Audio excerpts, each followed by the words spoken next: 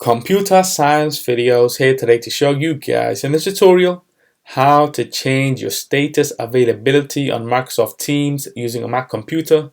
Without further ado, let us start the video. So in this tutorial, you need to have access to a Mac computer and account for Microsoft Office 365.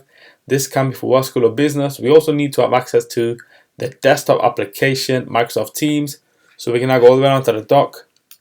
Go to Launchpad, go to Mac Office, go to Microsoft Teams. Let's just wait for that to load. Make sure you are signed into the account and now go to the right top corner of the screen. Click on the profile photo, which will take us to another panel.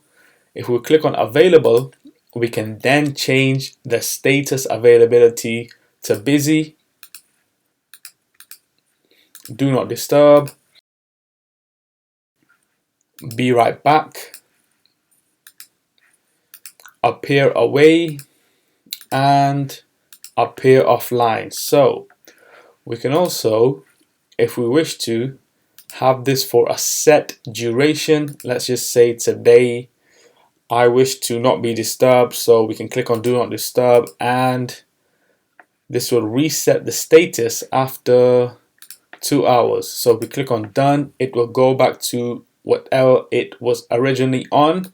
So we can also go back to reset the status and now we are available. So we can also set a status message if we wish to, but that's for another tutorial. So if we now go back to, or if we quit Teams, and so that's it for this video. I'll see you guys on the next tutorial. Thanks for now.